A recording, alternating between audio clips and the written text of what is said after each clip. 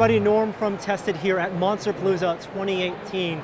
Saying hi to Simon Lee. How you doing, Simon? I'm good, Norm. How you doing? Doing good, and better now that I've seen your work. Now you tell me these are some of your older pieces. You teach, yes, in addition to being a concept sculptor, yes, for film productions, all sorts of productions. Yes. So I want to hear about these pieces and how you use these pieces to teach. Well, what I teach, I teach I teach a class on concept design and compositional design. So the idea behind these pieces were, I want to show my students, number one, how to do multi-character scenarios, how do you design multi-character compositions, and number two, I wanted to show them the difference between sculpting hard surface characters versus organic characters, and how do you combine those two? Robots and kaiju. Yes, robots and kaijus, and in a way that I wanted to pick some more iconic characters. So that's where the robots came from.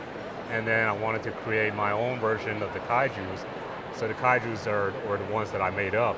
And throughout that whole process, there's like intertwining multiple elements into one course kind of thing. Now, as a concept designer, which is also what you teach, a lot of the things you do are maquettes to give directors and studios an idea of what characters look like, their big forms, the broad gestures, not necessarily the tiny details, right? What does a concept sketch for multiple characters serve? Is this supposed to give a director a sense of what the action could potentially look like? Well, in a nutshell, this is about storytelling, because when it comes to filmmaking, it is storytelling. We're not just presenting a character. The characters will have to be able to act. Will have to be able to interact with one another. So in that sense, the energy or the storyline that we're putting forth in the creation is really, really important. So it's not, so in that sense, we don't need to put in too much detail into these, but we have to be able to set up the scene very quickly and tell the story effectively to get the idea across. So for the purpose of here, when you have two characters interacting, it's almost like the climactic point, like their most stretched out forms. For these, and for you, do you sculpt these all at the same time, or they're separate and then combined? The design process were always at the same time, because you have to pit the two characters together. It's almost like choreography in that sense. You have to have the two interacting at the same time, so you can check the composition from multiple angles. It's no longer just a two-dimensional drawing; it is a three-dimensional scene that you're creating. So the only way for it to work is to design both of them concurrently, and then you break apart and start doing the detailing, so that is the follow-up step. But then when you present this to a director, unlike a maquette where they can start poking at it and saying, reduce this, make this part bigger, for a piece of action, what is their feedback and how do you work with them?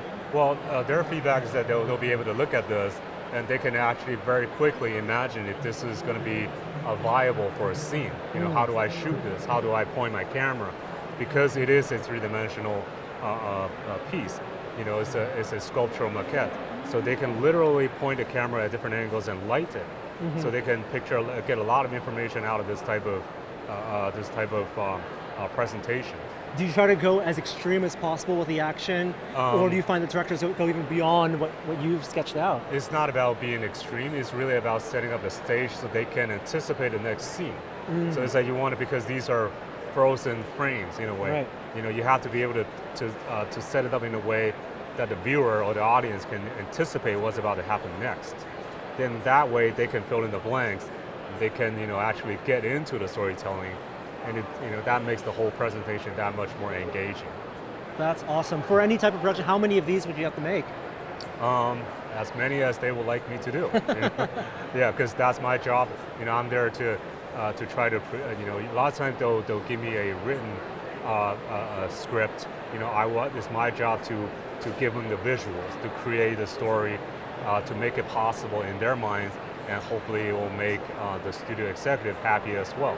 Yeah, absolutely. Last year when you were here, you showed one of your personal projects, a take on the Upside Down, the Demogorgon. Any personal projects you're working on? Not at this point. Right now I'm really busy with client work, with different film works. So I try to do the convention as much as possible, to meet different artists, to meet with fans, share my experience. That's awesome. Yeah. And a lot of our most favorite films have at its core some of the sketches you've done and some of these poses you've done. Thank you so much for chatting with us, Well, Simon. thank you. Thank you for having me. It's great to see you. That was a pleasure.